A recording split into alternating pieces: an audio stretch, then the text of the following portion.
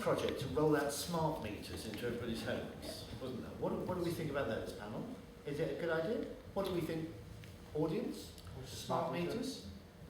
Do we like the idea? So that the meter knows what the current electricity price is, which is what's prompted me to say this, so that if suddenly the price drops to 5p a unit, instead of, we're all paying about 15p a unit at the moment, if the price drops to 5p a unit in the middle of the night, it switches on, your smart meter switches on your washing machine to run at that point, so that you're doing your washing at 5p a unit instead of 15p a unit. Or it puts the price up when there's a strain on the system to 50p a unit. Do you not think if everybody had a smart meter, then the price would just go up in general because everyone's washing machines? But you see but that would balance out the supply, wouldn't it? You wouldn't get the price spikes. Yeah. Sorry, Mick, can you just explain what a smart meter is? Is it something that does something, or does it just record?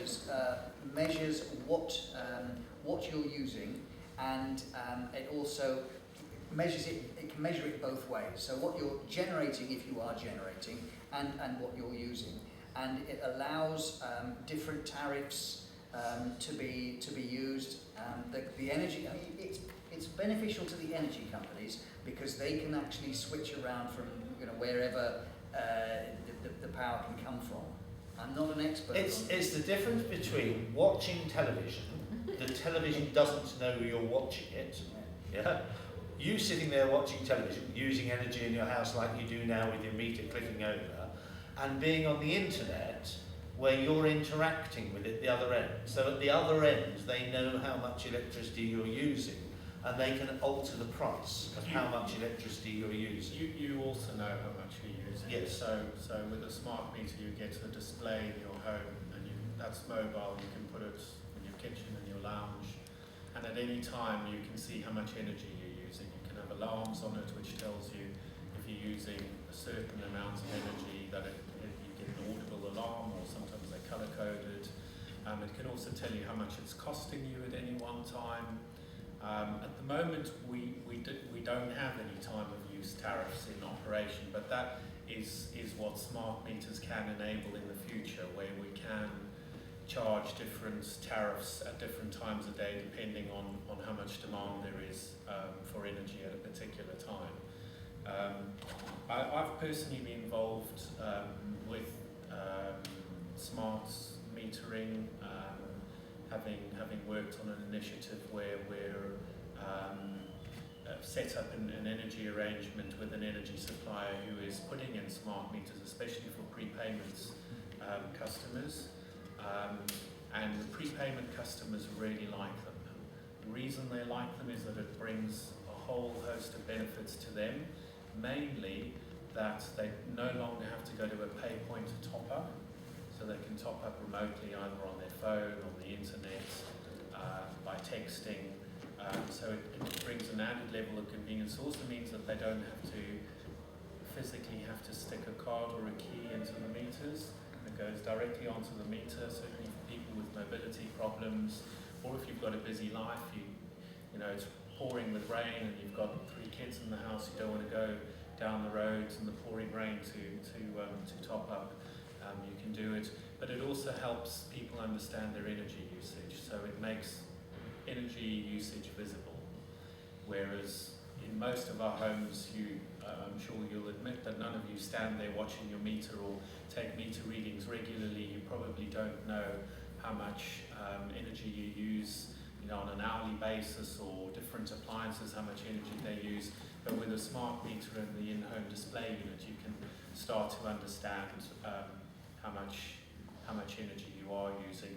For prepayment meter customers, it's also really beneficial because if they have credits on their meter, the smart meter can tell them at the rate at which they've been using their energy how much their credit will last them. So it will either be a day or 2 days or 3 days. So it can help them budget a little more. It's like topping up your mobile phone. Yeah. So James, is that the future for these historic buildings? I think smart meters in general probably are the future, or certainly a version of them. I think there's probably little doubt of that, although exactly how immediate that future will be, I don't know, because it's obviously requires substantial investment. Probably on behalf, certainly on behalf of somebody, maybe the private sector, I don't know. I feel the future for, we say historic buildings, but you know, I think it's too broad an umbrella. I think, you know, an historic building could be your Grade 1 listed, you know, chocolate box cottage, or you know, these days, I mean, there's even people talking of modern movement buildings as historic. You know, a good example would be the original Petroc College. I mean, that's sheds like this. Yeah, built in a very modern movement manner. So really, sort of post-war construction. A good example, I suppose, if we're going down a retrofitting route. I mean, it's a bit hard to illustrate just with words, but I don't know if anyone's ever heard of Park Hill development in Sheffield. Basically, it got emptied out of residents back in the mid-90s for various problems that it had, but it's a cancelled block of flats. It's a large estate. I think it's 950 flats. But it was listed, so they wanted to knock it down, they weren't allowed to. But what they've actually done is they basically stripped the shell of the building out and then retrofitted new flats within it.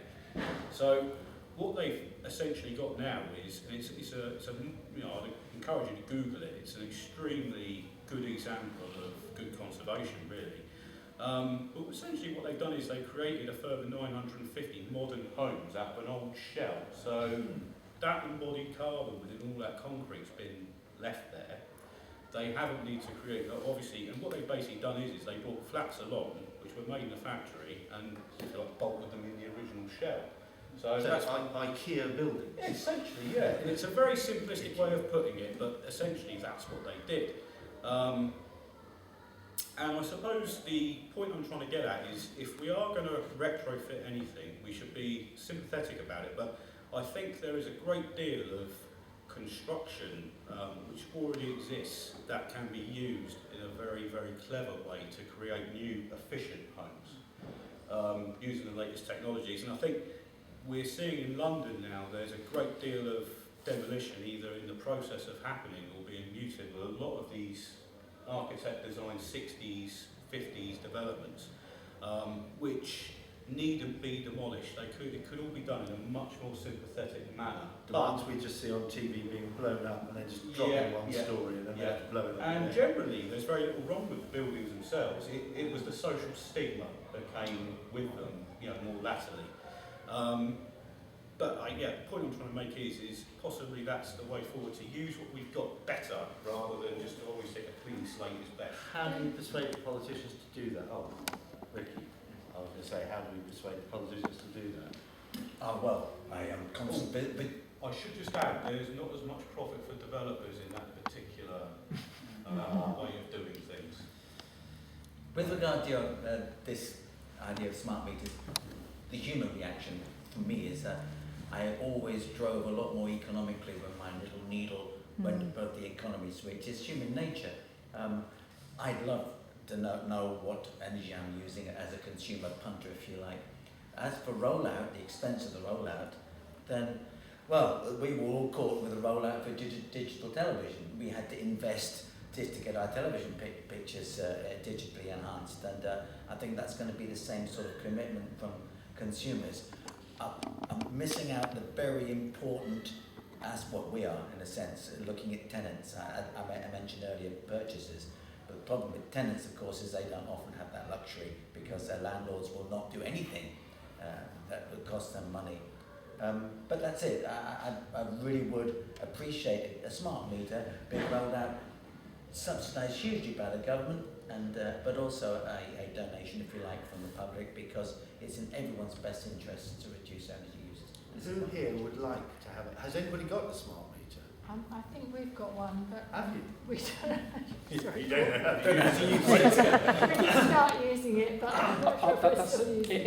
if it was the one which 361 Energy gave you, that's not a smart meter. Oh, right. It's something which is basically installed by your energy company. I think it tells us how much we're using, because Yeah. you know, we watched it when we put the kettle on, but Yeah, it's we've given up watching Yeah, it. so the difference is that yours doesn't communicate with your energy company. Yes. With a smart meter, basically, your energy company knows how much you're using. You know how much you're using, so it's the end of estimated bills. Yeah. So your energy company can never send you another estimated bill saying, we don't know how much you've used this month, but we think it might be this much. So they will always know how much energy you've used. And how much are these things? I mean, how much do they cost to install? Well, at the moment they are being installed free of charge. But I mean, do we know? So the energy company is paying at the moment? Yeah, but ultimately it will come in the form of your electricity bill. It will be, So what are they? 50 quid each, 100 quid each? I don't know. I don't know. The I feel I ought to know. It's the thing I have to find out. I feel that. Would you guys like a smart meter? Yeah. Yeah? Would you like? Yeah? Would it make any difference to the amount of, if your electricity was changing price, say every hour at different times a day, would it make a difference to the time you did your laundry, the time we're watching Game of Thrones, in catch up or whatever? I It's think a psychological what needs to be component. borne in mind is that smart meters come for electricity and gas. The majority of homes are connected to gas. The majority of our energy costs are related to heating. So the question for me is, to what extent will smart meters help you reduce your heating costs, especially if it's for gas, because there's not much you can do about it. If you turn on your gas central heating system and it says, oh, you're using so much every hour to use it, what can you practically do to try and reduce that? With electricity, yes, you can take more steps to maybe switch off some appliances, not watch your TV as much, fill your kettle with less water.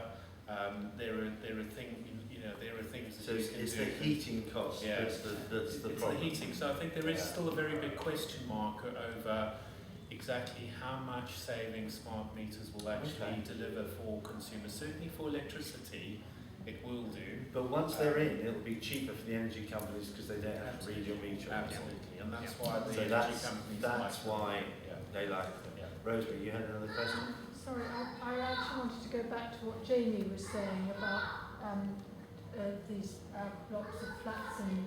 Okay, Jamie's block of flats. Yeah. Well, I wanted to ask you, Jamie, are you talking about the big blocks that Cameron was proposing to get rid of and move out the current residents? That's referring to London. Robin Hood Estate. The Robin Hood Estate, I think you're referring to in London. No, not just Robin Hood. Yeah, but there's several. other estates as well. I think the problem is in London is you've got two distinct issues. No, but is that what you were referring to? No, for that specific case, I was referring to Park Hill Estate in Sheffield. Yes, but then you went on to say that there is this idea that these buildings should be demolished. And Yes, yeah. I think obviously there's a great deal of social angst over the way that it's being approached. Not in London, very very specifically. There seems to be. I saw a programme on the other day about an estate in Enfield, I think it was, where it was very much the same thing. Barracks had bought the estate off the council and they were moving residents out to build brand new blocks. But I think that's very much a commercial decision because where formerly there may have been masonettes, they will build 20 stories. And obviously the argument will be, well, we're providing more housing using the available land. Unless there's a radical change in government policy, and by the way, this isn't just a certain colour of council, it's not blue, red, whatever, it's all of them. So there's no specific. Now, Park Hill in Sheffield, that was retained principally because it was listed, and English Heritage refused to budge, basically. You can't list everything, it has to be done on merit. So, but my point principally was, well, surely, although there is less profit, although it's a slightly more expensive thing to do, surely sympathetic conservation of existing buildings should be an option as well. It should be considered. Yes, I agree with you, and that's why I was putting